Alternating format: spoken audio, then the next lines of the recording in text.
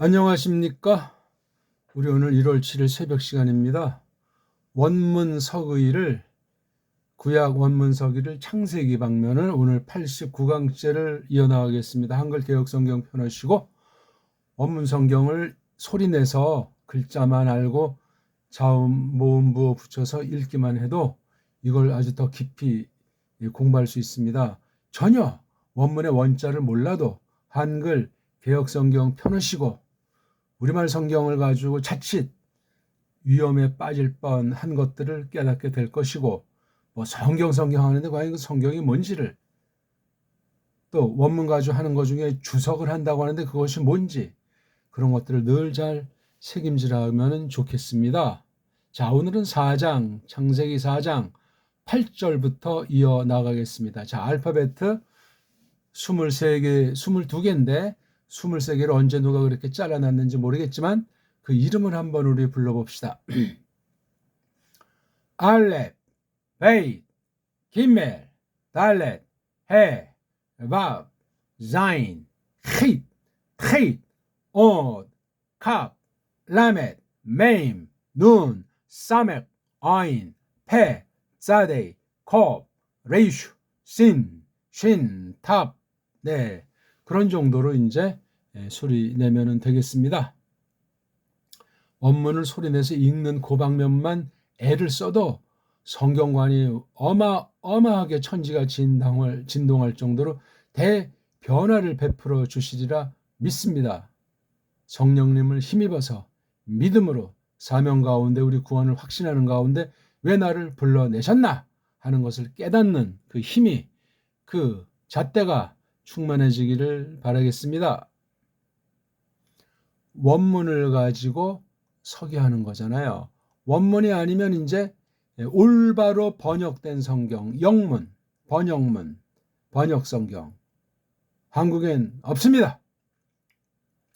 아무튼 그런 올바른 번역, 신학에 맞고 언어에 맞고 원문에 비춰서 그러하고, 그 다음에 이 원문이 정말 지금 우리가 사볼 수 있는 그 원문 성경이라는 것이 도대체 무엇인가 하는 것을 다 깨닫는 이런 원문에 대한 전제를 가지고서야 석의 그 뜻을 갖다가 잘 파헤치는 거란 말이에요. 석의 엑세제시스라고 이제 라틴 말은 그렇게 이제 표현을 하는데, 아무튼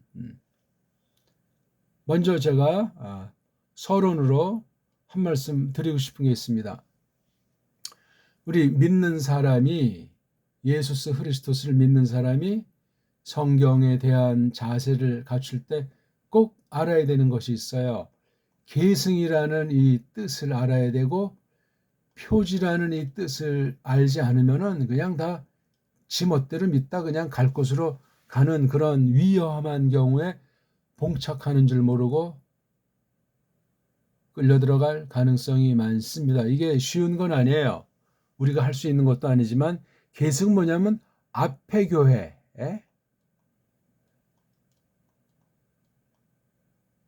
앞 교회에서 가르친 올바른 것을 성령님께서 그 열매로 주신 것들을 이어 받았는가? 지금 내가 속해 있는 이 교회, 내가 교회 한 성원 지체로서 이런 교회인가?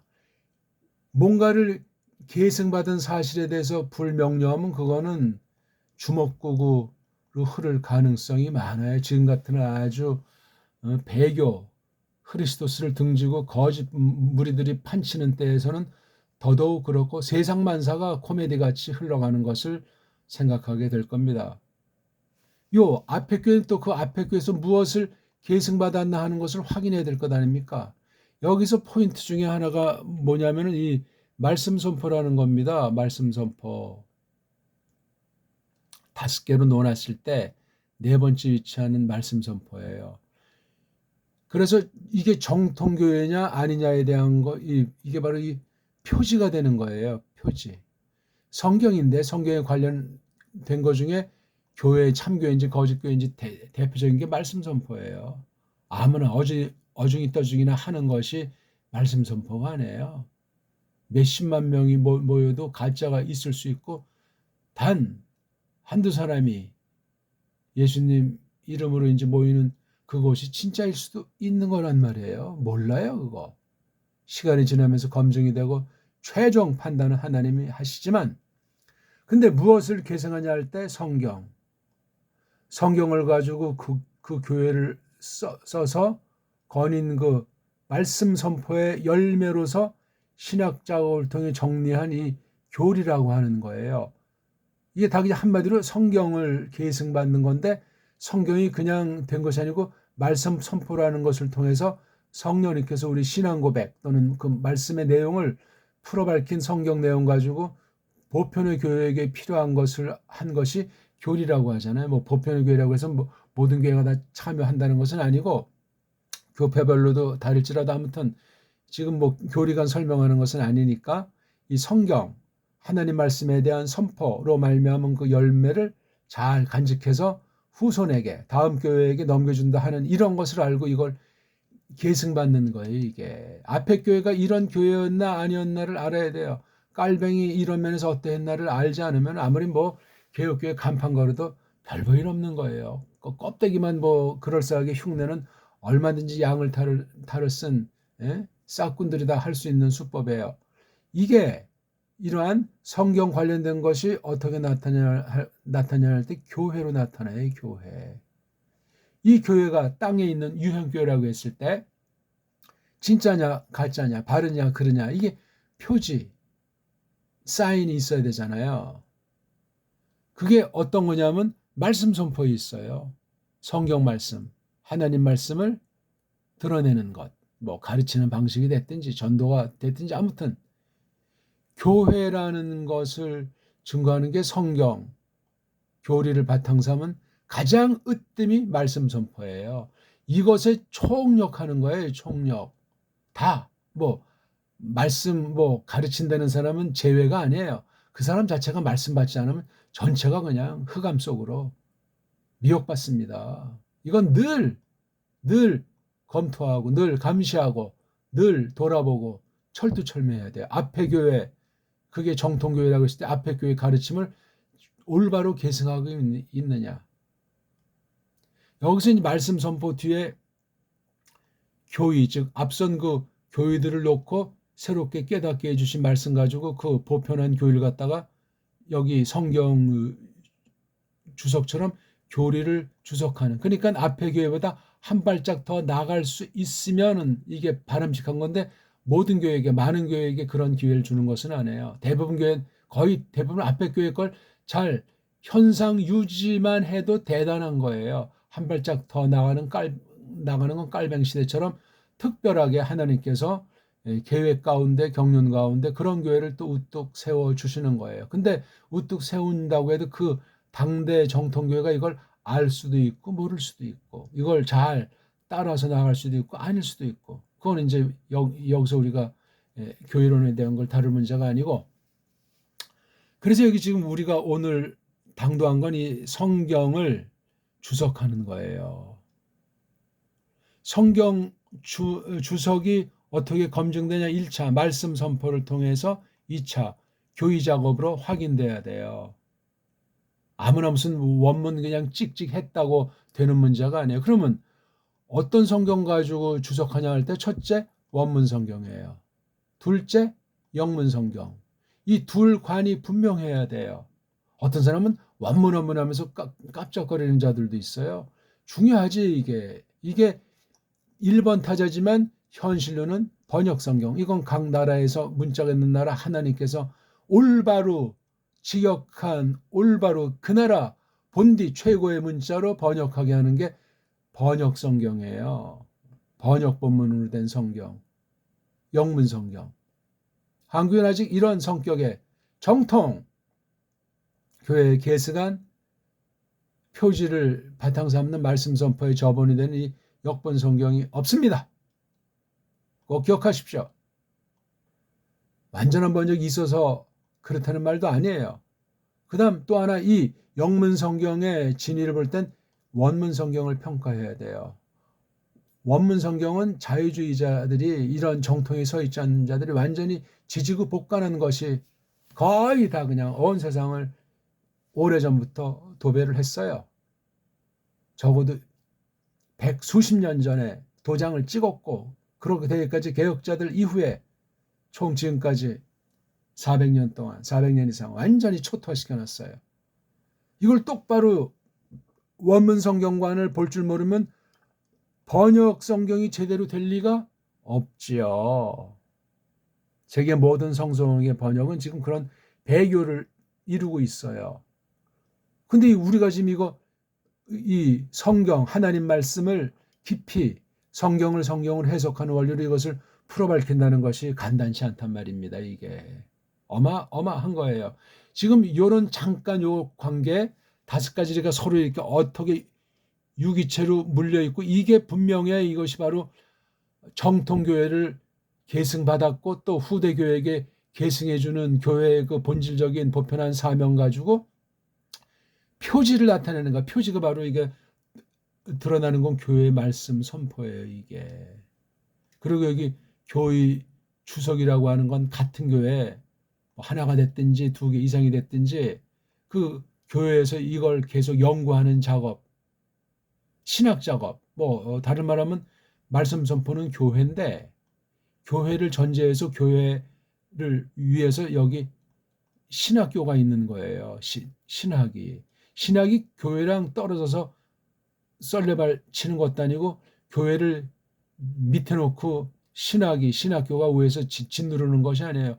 교회가 곧 신학교라는 그런 논리가 있어야 돼요. 오늘날 이게 딱 끊어져 가지고 세상 교육부에 세상 나라의 지배를 받고 교회랑은 아무런 상관이 없이 끼리끼리 모여서 사바사바 하는 그런 열매로 하나님의 심판으로 세계 모든 신학교는 문을 닫고 사라지고 그나마 올바로 소개할 만한 신학교조차 보이지 않는 때를 맞이하고 있는 거예요.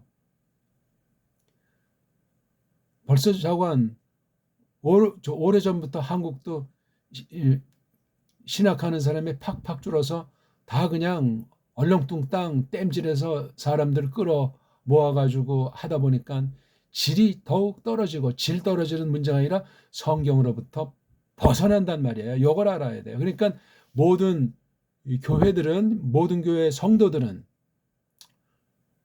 세례교인 필두로 해서 그 어떤 교단에서 말하듯이 공동의회 그 한 성원이라면은 세례에 참여하고 그 교회에 고백한 성도들이라면 강단 말씀 선포자를 감시해야 되고 그다음 이 모든 교회는 신학교라고 하는 그 외 많은 단체들을 감시해야 돼요. 이 교회 사명이 엄청 커요.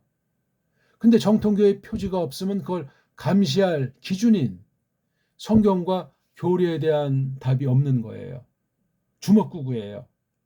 사람이 많이 모이면은 그런 교회 목사 교권이 세지고 노예나 총회에서 아주 으름장을 놓고 거들먹거리는 꼴들을 한국교회 해방 이후 보게 되면 각 교단에서 보이는 추태예요. 교묘한 인본주의가 판치고 있다 하는 말씀이 되겠습니다.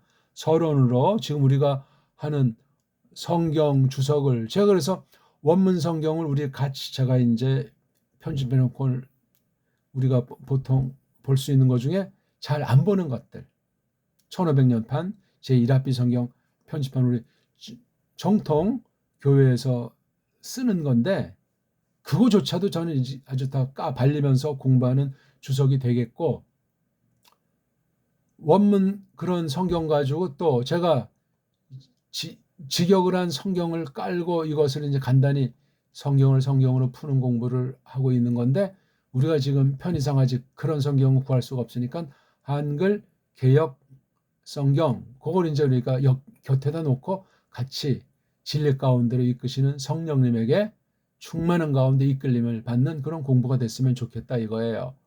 이 증거는 말씀 선포랑 교회 주석으로까지 나가는 이 뒤에 작업도 이게 끊임없이 이루어지고 교회의 사명에 속한 거예요. 다 이게요. 응? 교회랑 아무런 상관이 없는 신학교 즉 신학 선생이랑 신학 학생들은 그건 완전히 그건 뭐 아무것도 아니에요. 그건 교회에 반드시 속해 있는 거예요. 말씀 선포에 다 그냥 성령님으로 말미암아 사로잡혀서 믿음을 닦아 나가고 하나님의 뜻을 새겨 나가고 그게 근본이에요. 근본. 이런 원문 성경으로부터 출발해서 교의를 주석해서 계승받은 사실을 확인하고 다음 세대를 그 말씀의 정돈인 이 교의 체계를 계승하는 이 기본적인 것이 안 된 교회는 그건 주류교회가 아닙니다. 주먹구구식이고 매우 위태해요. 꼭 기억하십시오. 성경 교리를 계승해야 하고 정통교회의 그 표지로서 증거하는 갓되는 그런 우리 믿음살이가 되기를 바라겠습니다. 자, 오늘 4장 8절로 달려가 봅시다. 좀 2달 만에 하나요? 좀 한번 지금 우리가 성경 전체에서 또 창세기 방면에서 어디에 들어와 있는가? 한번 읽어봅시다. 4장 8절. 바요메르 카인 엘 헤벨 아히브 바예히 비 흐 요탐 바 사데 바 야콤 카인 엘 헤벨 아히브 바 야 하르게 후. 이렇게라도 읽을 수 있으면 충분한 거예요. 바이메르 카인 엘 헤벨 아히브 바예히 비 요탐 바 사데 바 야콤 카인 엘 헤벨 아히브 바 야하르게 후. 어떤 뜻이냐면은 그리고 말하더라 카인이 헤벨 그의 아우에게로 그리고 있더라 그것이 있더라 그들이 있는 것 안에 그 들판 안에서 그리고 일어서더라 카인이 헤벨 그의 아우에게로 그리고 그가 죽여버리더라 살해하더라 그 남자를. 여기 그가는 카인이고 살해당한 대상은 헤벨이죠. 카인과 헤벨 이야기란 말입니다. 석이란 이 문장이 어떻게 생겼는지 쭉 다 찾는 거예요. 서방 아이들이 뭐 흔히 3가지 뭐 꼭 이런 한 가지만 있다는 것이 아니라 이런 3 방법으로 해석한다고 하죠. 문법 해석, 그다음 뭐 역사 해석, 그다음 신학 해석. 참 코미디 같은 이야기죠. 서양 아이들의 알파벳, 서양 아이들의 그 세상 나라 문법, 그걸 가지고 만들어 놓은 자칭 자기네 나라 원어 문법 체계를 놓고 원어 사전을 힘입어서 그네들의 원문관, 그네들의 성경 번역관, 그네들의 교육관 가지고 쭉 해놓은 것이 서양 애들이 쭉 해온 그 원문관에 대한 전반이에요. 100% 자유주의 신학이라는 사실을 주목하셔야 되고 거기에 끼지 않은 극소수들은 잘 보이지가 않습니다. 그런 사람들은 아는 사람만 알고 누가 때로는 알아주지도 않아요. 조심할 일이고 눈여겨볼 일입니다. 근데 서양 알파벳가 엉망진창이기 때문에 이걸 제대로 원어 문법 책이다, 문법 리론이다, 웃기는 얘기가 돼요. 뭐 다 틀렸다는 말보다도 거기는 완전히 인본주의 독소들이 들어가 있어가지고 또 서양 어떤 나라에 어떤 개인의 그 취향이 들어 있어가지고 보편성이 없습니다. 지금 미국이 베네수엘라를 가가지고 대통령 부부를 끌고 왔다. 이게 정상이라면 가능한 사건입니까? 두 나라가 야합한 게 있고 또 제3의 어떤 세력이 야합해서 벌어진 그냥 촌국 중에 하나예요. 하나님의 영원한 뜻 가운데 벌어졌는데 우리는 뭐 누구의 편이다. 우리는 뭐 누구를 동정한다. 다 웃기는 얘기예요. 우리는 하나님 백성이기 때문에 제 땅, 제 나라에 대한 일반 은총을 고마워하고 중시하면서 우린 또 하늘에 거하는 사람들이니까 하나님 말씀을 더 근본으로 그래서 두 나라, 두 세계를 거닐고 있는 기묘함을 잘 깨달으면서 그런 세계 돌아가는 것 가운데 마지막 때 여러 상들을 우리가 하나님 말씀에서 확정을 얻으면 그뿐입니다. 우리가 할 수 있는 것이란. 교회는 그런 거예요. 시민의 자격이라면 만약에 우리 관련된 사람이 베네수엘라에 살고 있는 중이라면 지금 전화하고 난리 나지 않았겠습니까? 자기랑 뭐 아무튼 뭔가 연줄이 있어가지고 관련이 되니까. 또는 내가 아는 사람이 미국 어떤 뭐 국방성이나 미국 백악관에 이렇게 뭐 관련된 사람이 있을 때 또 이건 이제 어떻게 됐는지 알라고 이제 또 주문을 하겠죠. 그랬을 때 하나님 믿는 사람이 그런 상태에 놓여 있다고 할 때 이 말씀의 뜻을 어떻게 새길 것인가? 그게 관심사예요. 미국인이 됐건 베네수엘라 사람이 됐건 거기에 관련된 세상 많은 나라들의 사람들 어떤 개인의 뭐 관련된 식구가 어떻게 돼 있건 우리 하나님 백성들의 그 세계관이라고 하는 거는 사관이라고 하는 건 매우 민첩하고 예리한 겁니다. 그리고 단편이 아니에요. 어제로부터 오늘 그다음 내일까지 바라보는 그 큰 하나님의 경륜 속에서 그렇게 생각하고 하나님 말씀 선포가 어떻게 나에게 최근에 임하고 있는가? 그걸 파악하면서 이 나라 이 땅에서 내가 그동안 어떻게 거닐고 있는 중인가? 대통령이 지금 딴 나라 가 있다는데 이건 또 뭔 뜻인가? 이렇게 잘 생각하셔야 돼요. 야, 뭐 이번 정부에서 뭐 통일교를 뭐 없앨라 그런다면서 무조건 좋다, 무조건 나쁘다 그렇게 말하면 그건 촐랭이에 지나지 않아요. 하나님의 뜻은 무엇인가?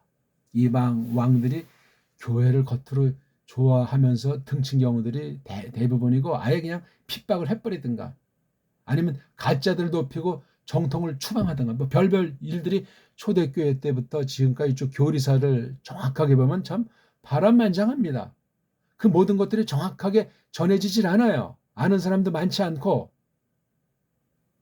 심지어 뭐 그냥 세상에 더 더러운 말인 음모론까지도 난무하는 지경에 타락한 배교한 교회들의 등살이 심각하다 하는 겁니다. 그런 것 아랑곳할 필요 없이 우리 갈 길을 그냥 가는 거예요. 하나님은 살아계시다. 주님의 말씀은 진리니이다. 성경을 파헤쳐라. 온통 성경 전체는 성경을 푸는 데 아주 초점을 맞추는 그런 말씀으로 꽉 차 있어요. 뭐 경고하고 심판하고 권하고 또 많은 그런 개의 사건들도 병행하지만 말입니다. 성경이 뭐냐 이거죠. 그걸 아는 게 대빵 중요합니다. 상식 같은 얘기를 먼저 서론으로 말씀드리고 우리 4장 8절을 조금 한번 같이 풀어 나가 봅시다.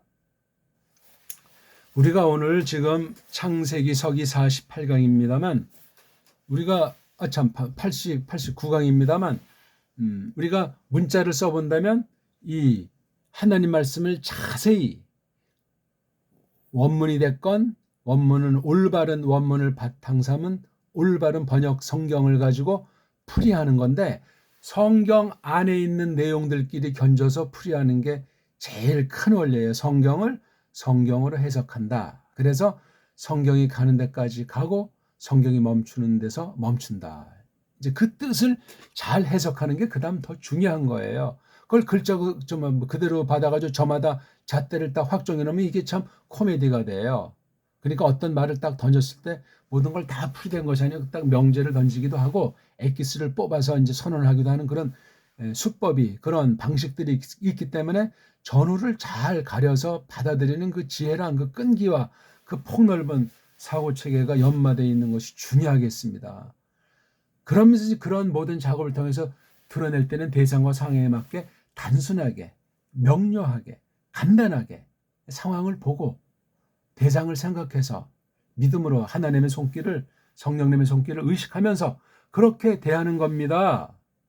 그래야 싹군인지 바른 교사인지 분별을 해요. 그거 분별 못하면 근본 구원의 문제에 대해서 희미한 사람이에요. 누구를 판단할래서가 아니야. 내가 누군지 나를 알 수 있는 게 성경 말씀이고 성경 말씀에 대한 해석 선포를 내가 힘입어야 되기 때문에 그렇습니다. 그러니까 이 성경 해석 뭐 문자 쓰면 성경 해석 학을 했을 때 성경만 가지고 풀이하는 건데 성경만 가지고 풀이한다는 그 속에 아까 제가 교회 계승과 교회 표지라는 원리를 봤을 때 말씀 선포한 것을 성령님께서 어떻게 간추린 열매를 교회 유산으로 계계승승하도록 하신 것이 있는가? 그 진위가 어떠한가? 그걸 살펴볼 수 있는 힘까지도 포함되는 거예요. 성경 가지고 하는 건데 거기에 성경 선포된 사실 설교를 말미암아 성도들이 그 말씀을 받고 그 교회가 세상을 행진하는 동안 어떤 은혜의 방도로 사용하셔가지고 열매를 맺게 하셨던가. 야, 이 말씀이 보편교회 후대교회도 필요하겠다 해서 회의하고 해서 올바른 것들 얼마 안 돼요. 그런 게 얼마 안 되는 것들을 잘 간추리는 것이 굉장히 중요한데 이 성경 원문 주석을 전제로 하고 바른 말씀 선포로 말미암아 세워진 교회가 할 일이에요. 개인 문제도 아니고 교회가 그런 걸 딱 간추려서 판단하는 거죠. 그리고 띄워봤자 벼룩이기 때문에 그걸 성경에 덧붙이거나 빼거나 하는 그런 존재 값어치가 있는 것이 아니에요. 교회가 어떤 길을 걸어와서 교회가 계승하는데 하나님 말씀 어떻게 보증하고 뒤에서 증거하는 그런 구실을 하는 그런 선물인가 하는 거예요. 성경은 특별계시로 대한 것이고 신약 작업의 결과로서 교회는 특별계시가 아니라는 사실에서도 굉장히 큰 구별이 된다는 사실을 분명히 하고 교리도 존중해야 된다. 교리 주의는 곤란하다 하는 사실을 알고 원문 주석에서 교리, 교의의 관계가 어떠한지를 잠깐 말씀드렸습니다. 성경 말씀을 깊이 깨닫다 보면 그 앞선 교리가 미흡하기도 하고 옛날 시대에 어떤 나라의 그 제한된 교회관에 머물기도 하고 하는 등등의 약점이 있어요. 그건 우리가 과감하게 털어내고 한 발짝 더 전진하는 그런 게 계승하는 거예요. 물론 바른 것을 틀리게 해가지고 뽑아버리는 우를 범하는 걸 조심하면서 서양 언어의 한계, 서양 옛날 교회의 한계, 그 가운데서 못 본 게 있고 알아도 표현을 못한 게 있고 하나님께서 허락하지 않은 그 영역, 그런 내용들이 있을 수 있단 말입니다. 그래서 바른 교회는 그런 교의 작업에 아주 궁극적으로 성령님께서 써주시는 그런 거기까지 나가야 바른 설교다, 바른 성경 해석이었다, 그런 평가를 하게 되는데 그런 교회가 잘 보이지 않고 많지 않습니다. 대표로 세우지 다 그냥 뭐 그런 앞장서는 사람이니까 앞선 교회 바른 선생의 가르침만 잘 소화하고 현상을 유지해 가는 교회가 거의 대부분인데 그런 교회조차 많지 않는 때란 말입니다. 안 그렇습니까?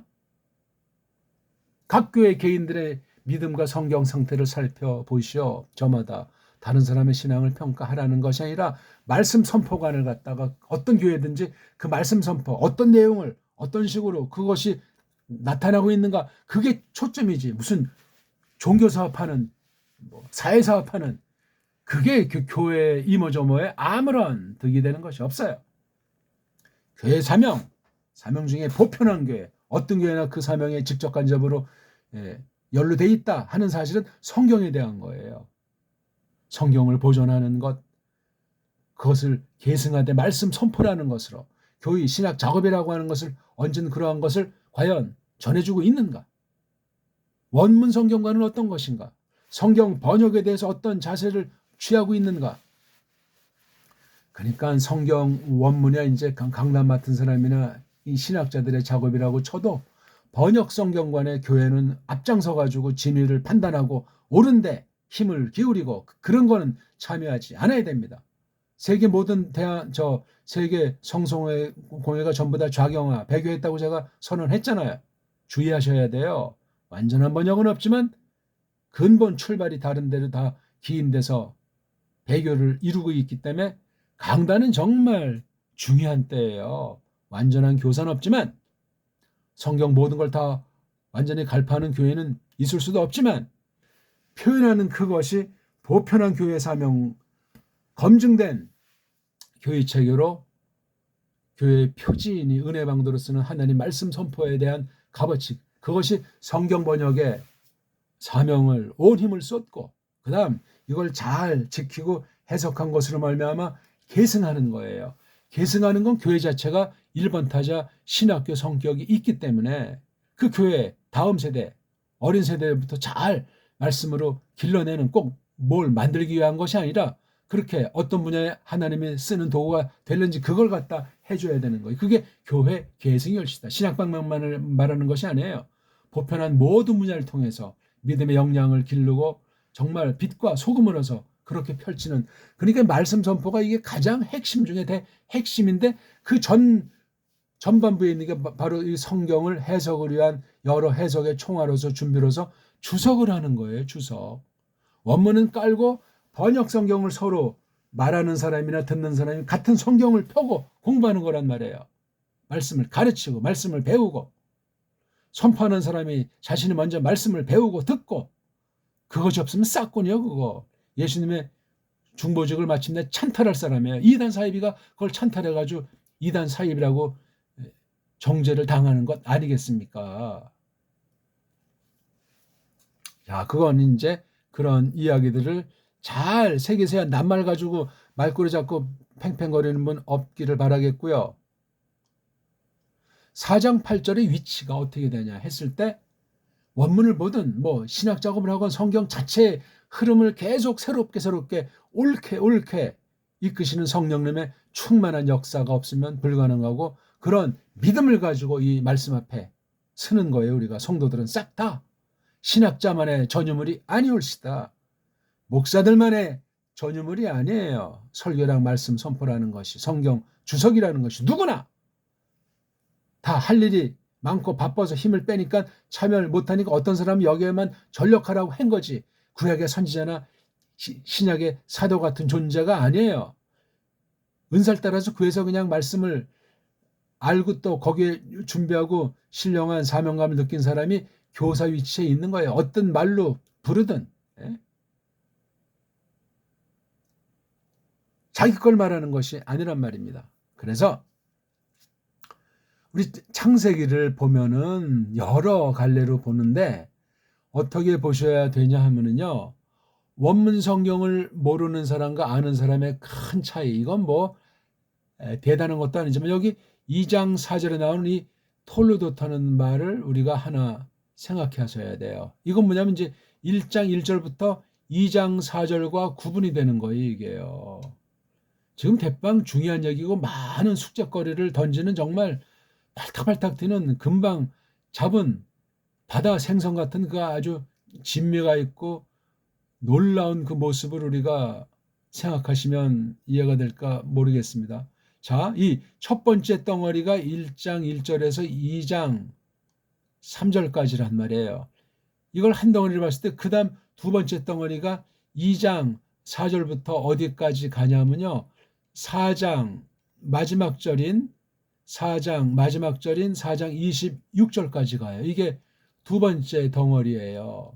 원문 한다면서 이런 콜리기 같은 걸 모르면 이거 원문의 원자도 꺼낼 자격이 없죠.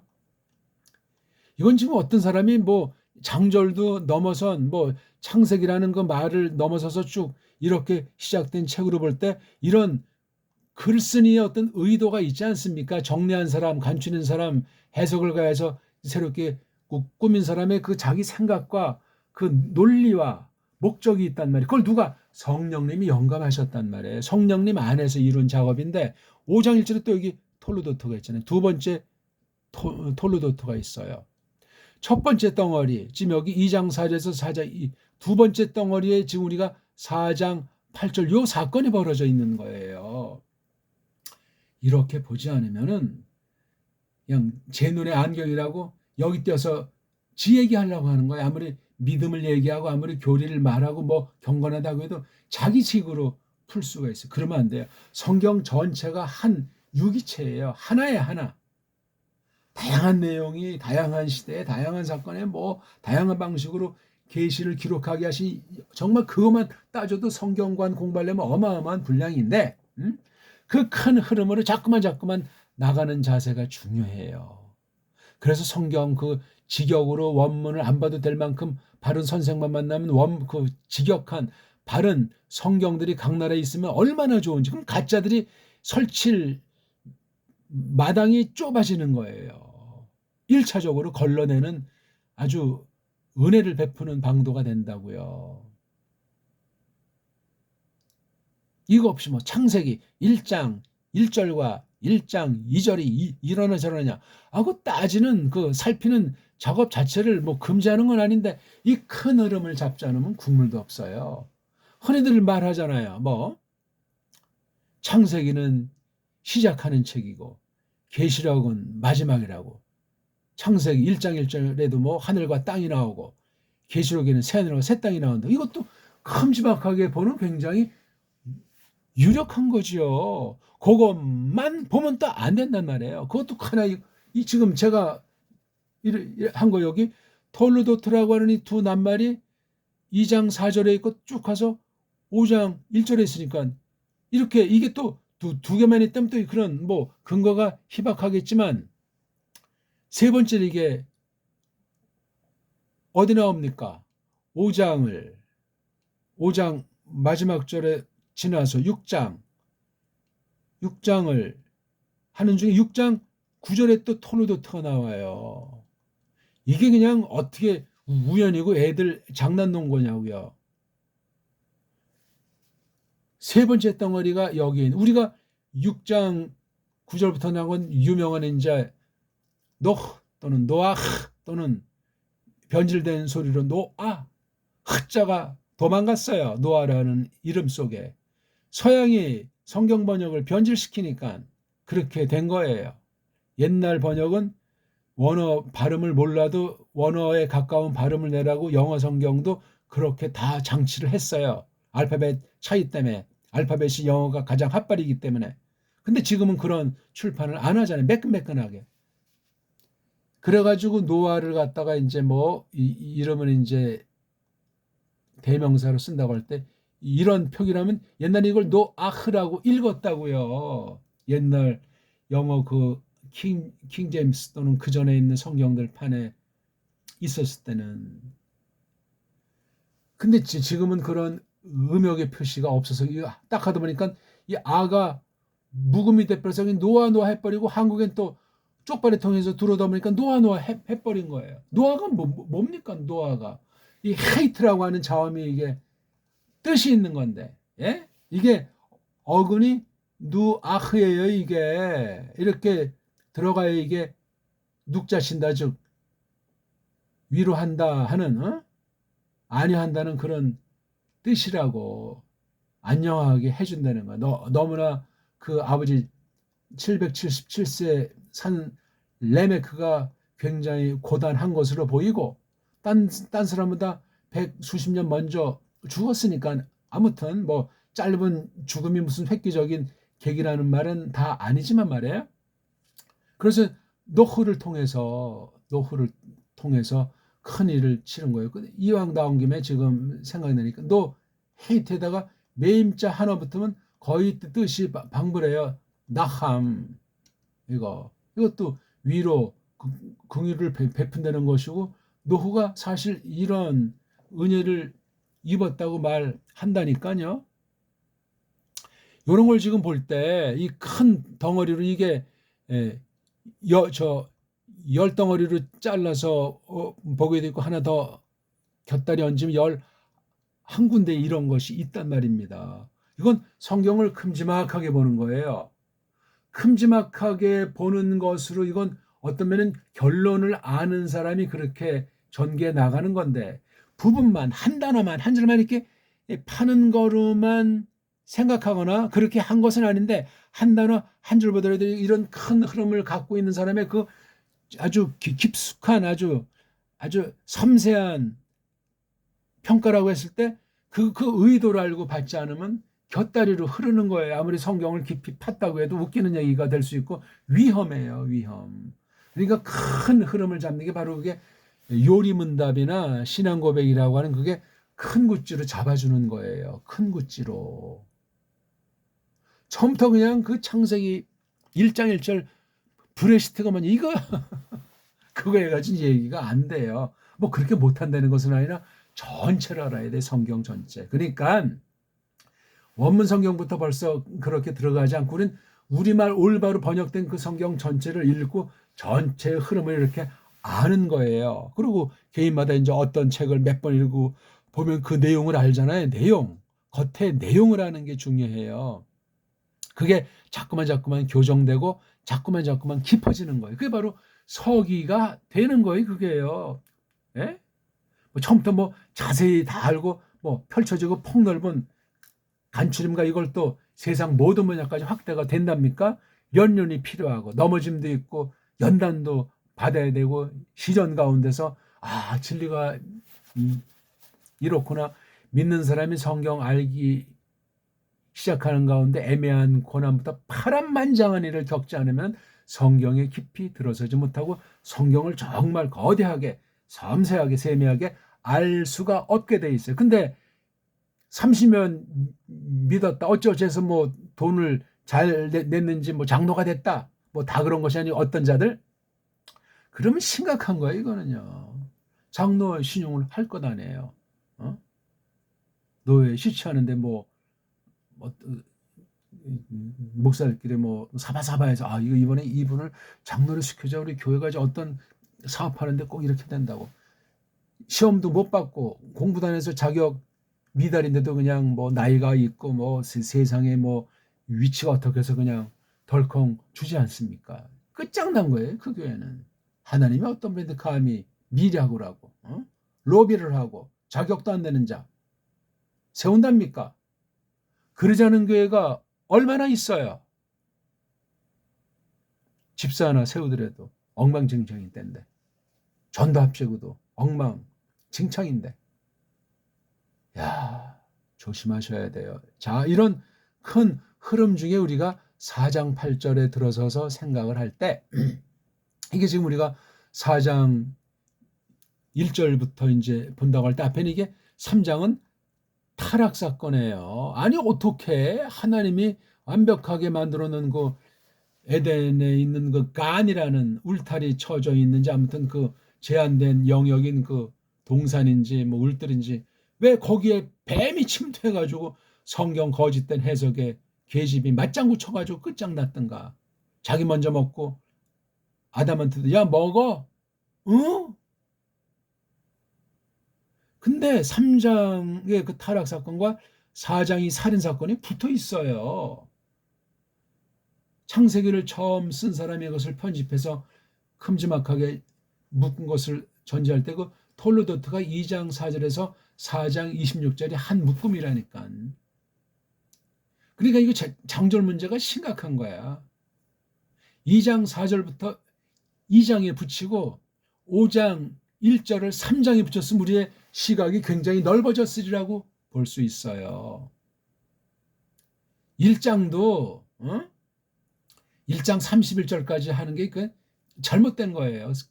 2장 3절까지를 1장의 범주로 집어넣었어야지요. 뭔 말이냐? 원문을 가지고 공부한다고 해도 원문을 가지고 또 한 걸음 더 나가 서술을 한다고 해도 이 장절을 넘어서지 않으면 우리 선입견이 형성이 돼 있어요. 더 나가 볼까요? 서양 애들이 이걸 먼저 선점했고 가짜 유대주의자들이 선점했잖아요. 구약 말씀 같은 경우. 그것도 넘어야 됩니다. 원문은 근데 다 걔네들이 쏙싹거려가지고 많은 걸 붙이고 막 더하고 빼고 각색하고 한 게 우리가 지금 팔고 있는 거 보는 한계예요. 사번학을 한다고 해도 마찬가지야. 답이 없어요. 이걸 각 나라 사람들이 보게 되는데 올바랬으면 쌍수를 들어서 보편한 교회에 대한 성령님의 선물이기 때문에 덥석 받아 물지만 아니란 말이에요. 이걸 알고 제대로 원문 성경을 가르치는 데가 한국에 한 군데가 있나 말이에요. 없습니다. 없어요. 원문 뭐 골치 아프다 해서 그냥 번역 성경만 봐도 충분한다는 사람이 압도적일 텐데 아니 원문에서 그걸 저본 삼아서 각 나라 성경을 번역한다고 방방 뜨는데 원문 성경만 가지고 본다면 이게 옳은지 그른지 어떤 계통에서 왔는지 어떤 원문 성경관인지 어떤 원문 비평관에서 말미암았는지 문법 학이 어떤 건지 원어 사전이 어떻게 편집이 됐는지 어떤 애들이 참여했고 어떤 목적까지 했는지 그게 세속 그 사람들이 그 당시 나라에 있는 그 세상 언어관에 어떻게 물을 들었는지 이런 거 다 예리하게 칼날같이 살펴보지 않으면 먼저 선점한 나라 그 원문간의 노예예요. 원문 식민지가 돼버린단 말이에요. 엉터리 원문 수입국이 돼가지고 날아가 버려요. 올바름냐 좋지. 줏대가 없는 거예요. 언어관에 줏대가 없으면 성경관에 줏대가 없습니다. 한국에 언어가 지금 한글이라고 하는 것이 그게 우리 언어입니까? 식민지 경영 언어의 일뿐이에요. 어떻게 됩니까? 그럼 이거 지금 원문을 소개하다 근본을 뜯어 고치고 살피고 확인하는데 결단을 내야 되지 않습니까? 대충 뭐 그냥 하는 둥 마는 둥 뭐 신용하는 게 그 하나님의 성품과 맞아 떨어진답니까? 말도 안 되죠. 예? 지금 온 세계 교회는 온 세계 성경과는 심각한 정도를 넘어선 때예요. 우리 정말 남은 일을 하나님께서 독려하시고 지키시고 붙잡으신다는 사실을 믿음을 가지고 조심스럽게 한 걸음씩 한 걸음씩 한 문장 한 문장을 그렇게 파헤치는 자세가 중요해요. 그러니까 이 첫 번째 타락은 또 어디에서 왔어요? 2장 4절부터 2장 25절 마지막까지 거기 처음에 남자 만들고 동산 만들고 혼자 있는 거 그다음 이제 여기 이제 처음에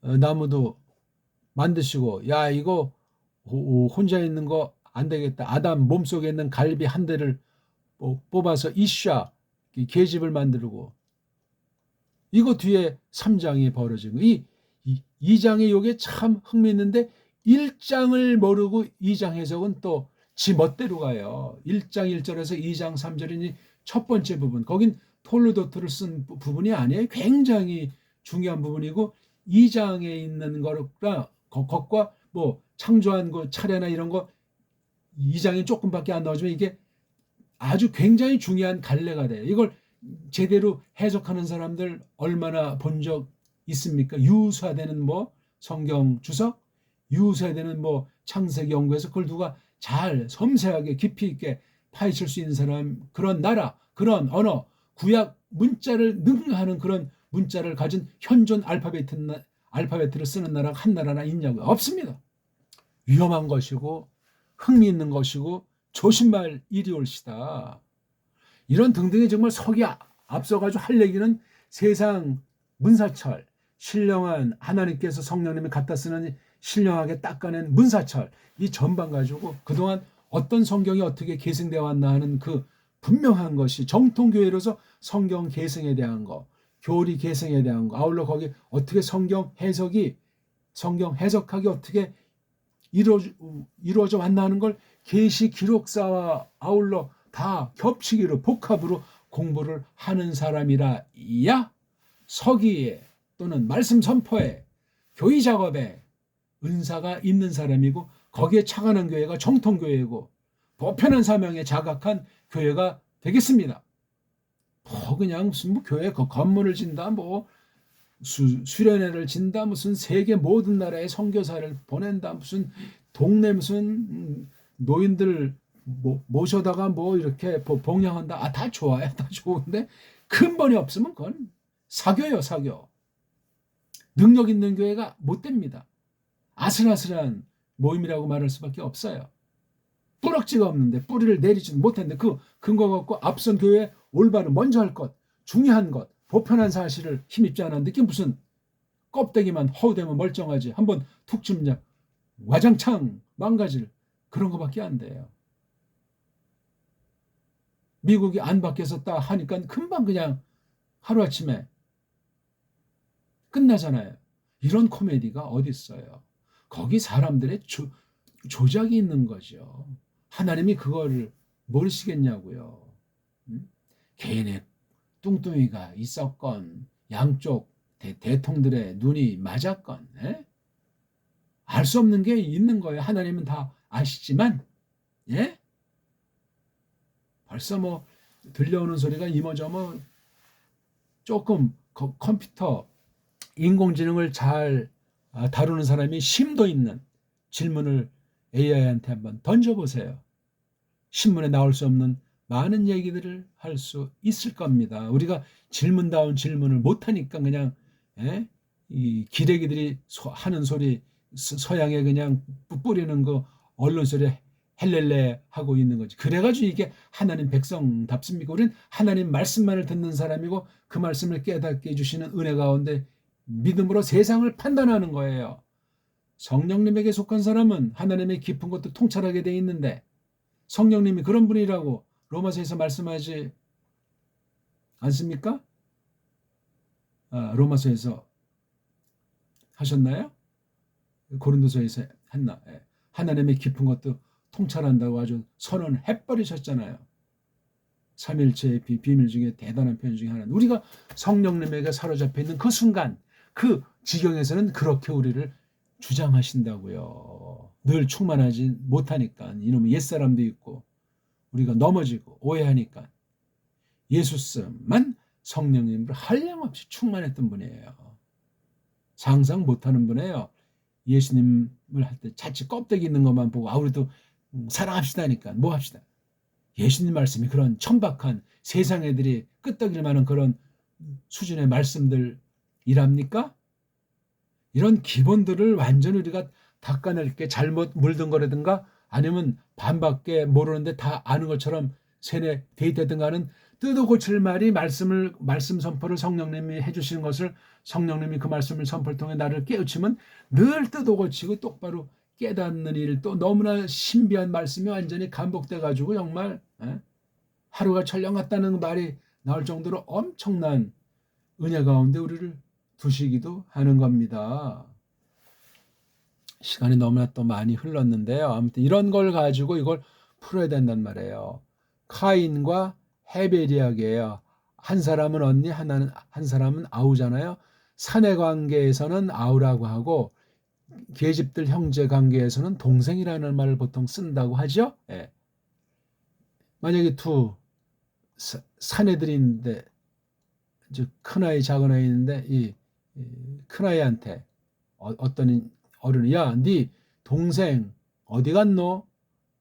아저씨 저는 동생은 없고 아우만 있습니다. 그렇게 말해야 된다고요. 뭐 절대 법칙은 아닌데 그렇단 말이에요.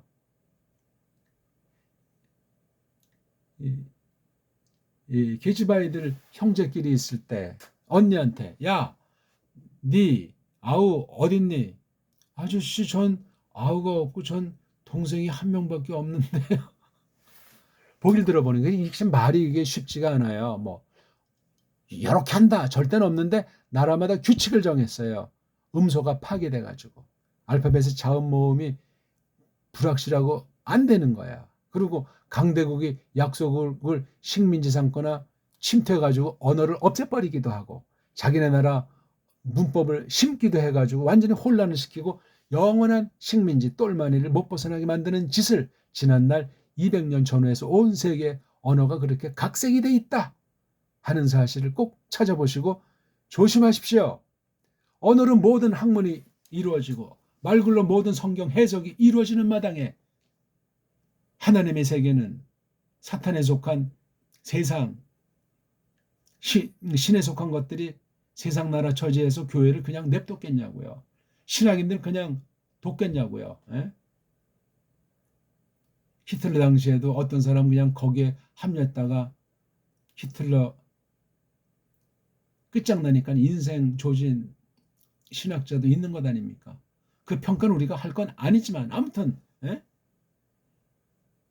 우린 뭐 세상에 줄 잘 서고 못 서는 그런 말을 하는 것이 아니에요. 그런 유혹과 그런 아주 마땅한 것 같은 속임 속에서 이게 분수를 모르고 그냥 거기 빠져버리면은 종종 류착을 하는 어용으로 끝나는 거예요. 일제시대 때. 소수 빼놓고는 모든 아주 교회의 지도자들이 신사참배요, 동방요배하면서 완전히 일본 아이들보다 더 일본 아이 짓을 한 사실이 있잖아요. 아직 해결도 안 난 거예요. 그 아이들 3대, 4대, 5대가 계속 교권을 넘나들면서 장난질하고 있잖아요. 알 걸 알아야지. 그러니 다른 분야는 오죽하겠어요. 교회 분야가 그 모양 그 꼴인데 정신 차리셔야 돼요. 한글 번역 성경부터 나라가 없을 때 일제 앞잡이들과 짜바짜바해서 코쟁이들의 진두 지휘 가운데 쪽발이랑 그 앞잡이 4대 매국이 만든 게 한글 성경이에요. 번역 성경. 그러기 전에 나라가 이미 기울어져서 파산난 상태지만 만주, 봉천, 신학인 데서 그 예수 선교 전셔 신약까지밖에 만들지 못하도록 해버렸는지 아무튼 그 사연이 아직 밝혀지지 않고 있지만 예수 선교 전설하고 하는 것과 한 세대쯤 뒤에 합본 나온 1911년 판에 한글 성경 전설하고 하는 일명 뒷날 구역이라는 덧내림이 붙어진 그거랑 두 개 견줘 보십시오. 어떤 차이들이 있나. 번역한 사람이 다르고 시기가 한 세대 차이 나고 하나는 1910년 경술국지 이후 나온 거예요. 나라가 없는데 어떻게 그런 합본 성경이 나와요? 일제가 그걸 그냥 냅두겠소이까? 일제를 부리는 영미가 그런 일제를 지 멋대로 하는 걸 냅둔답니까? 이미 벌써 선교 전략으로 다 초토화시켜 놓은 거예요. 이미. 경제로, 정치로, 종교로 거기에 그냥 한글 번역 성경이 나왔어요. 그 내면을 살펴보면 우리나라 정음으로 된 어문을 완전히 말살해버린 그 결과물들이에요. 언문 철자법이 조선어 맞춤법을 거쳐서 한글 맞춤법 통일한 해방 이후 완전히 더 철통 같은 것으로 그냥 세뇌를 시켜버리고 혀를 끊어버리고 뇌리를 언어 조직을 아주 줄이 틀어버린 게 지금까지 100수십 년 이어지고 있는 중에 있습니다. 이게 지금 한글 성경의 근본 문제예요. 이걸 누가 제기하고 올바로 고치고 돌리려는 의식 가진 사람, 바른 정통교회에 속해서 이 말씀의 모든 것을 전반적으로 연마하고 준비된 사람이 누가 있습니까? 한 명도 없어요. 그냥 그런 방식을 통해서도 하나님이 구원할 자 구원하시는 그런 수준, 그런 정도만 있을 뿐인 거예요. 매우 위험하고 위태하고 아슬아슬하다 말하지 않을 수 없으니까 그러니까 온갖 잡통이 짬뽕이 돼버리는 거예요. 우리 배달결의 문사처를 완전히 유치한 것으로 엉망진창한 것으로 다 초토화시켜서 없애버렸어요. 바보 멍충이 족속이었다고. 역사도 얼마 안 되는 것들이었고 그렇게 세뇌시키고 지금은 이제 그 시대 사람 뭐 거의 다 없잖아요. 그래서 1910년 이후 사람 거의 다 이제 죽고 해방 전에 사람들도 다 뒷전으로 밀려나 있고 6.25 이후 세대도 이제 거의 뭐 내일 모레면 현장에서 다 뒤로 밀릴 신세이 뿌럭지 알기가 찾기가 불가능합니다. 이래가지고 이게 하나님이 크게 불쌍히 여기지 않는 한 회복이 불가능해요. 세계 현상이 마찬가지고 야 이렇게 혼란한 시기가 과연 지난날 있었을까 할 만큼 갈수록 성경 예언대로 흑암은 짙어만 가요. 남은 이는 다른 교사를 성령님이 세우셔가지고 말씀을 듣게 해서 믿음을 유지하고 믿음을 계승해 나가는 바른 교회는 예수님 오실 때까지 명백하게 선다 하는 사실을 깨닫는 거예요. 형이 이 아우인 동생을 그들이 있는 주인 그 사건이거든요. 형이 이제 벌떡 일어섰는지 맞바다에 일어섰는지 쿰자가 일어서는 거예요. 그래서 해배량에서 일어섰다는 이런 표현들 그 다음 그를 죽였다. 굉장히 간단한 기록이기 때문에 여기서 오늘 요거 한 가지 말씀드린 마치려고 하는데 이 여백을 행간을 읽는 힘이 또한 굉장히 중요해요. 아무렇게나 하라는 것이 아니라 이건 이제 네덜란드 쪽에서 처음에 나온 말인가 일본 말투로 계시 의존 사색이라고 해요. 성경 말씀을 해석할 때 성경에 있는 낱말만 가지고는 불가능한 부분이 있거든요. 뭐 성경에 뭐 가감한다는 말이 아니라 이 해석하려니까 최소한도로 주석하려니까 최소한도로 여백을 해석해야 돼. 아까 제가 말씀드린 것처럼 톨루도트만 가지만 해도 많은 여백 조심스럽게 신중하게 그 여백이 성경 전체를 다 동원해서 해석해야 돼요. 성경을 구석구석을 너무나 잘 끊임없이 알게 해주시는 너그러움이 아니면 안 되고 보편교회 정통교회 주류교회를 계승하는 교회의 표지로서 하나님 말씀과 말씀 선포에 대한 태도가 명증한 그런 상태에 있어야만 합니다. 아무나 어중떠중 한다고 되는 문제가 아니고 그래서 이 여백을 사색하는 그런 힘이 바로 성경 주석으로부터 비록이 된다 하는 사실을 아시면 되겠습니다. 오늘 이거 처음 보신 분들은 1강부터 기초부터 읽기를 연마하면서 한글 개역 성경을 펴놓으시고 쭉 한번 하세요. 예수 선교 전서는 신약만 있기 때문에 아쉬운데 구약도 어느 만큼 작업을 진행했으리라고 보는데 누가 막았는지 더 이상 진행이 되지 못했고 어떤 식으로 번역했는지 그 자료 자체도 공개를 하지 않아서 잘 몰라요. 아쉬운 거예요. 그건 세계사의 문제고 동서 문제에서 비롯된 정치 문제가 깔려있기 때문에 참 하나님의 주권만이 필요하면 공개하게 할까? 우리가 알아야 한다면 또 다른 방식으로 그 사실을 여백을 채우도록 하시겠죠? 이게 이 나라 바른 번역을 계승해야 되기 때문에 루터 깔뱅 이어지는 그런 성경 번역, 그걸 넘어서는 그런 번역할 수 있는 가능성이 있는 게 우리나라 말 정임이라는 거예요. 우리나라 고유 언문과 한문을 가지고 얼마든지 풍부하게 엉터리 서구 알파벳으로 말미암은 일반 언어학, 서구 원어 문법, 성경 원어 해석학이라고 하는 것을 옳은 건 받아들이지만 뛰어넘어서 해야만 하고 할 수 있는 그런 때를 점점 우리가 맞이하고 있다고 봅니다. 잘 복습하시고요. 고맙습니다.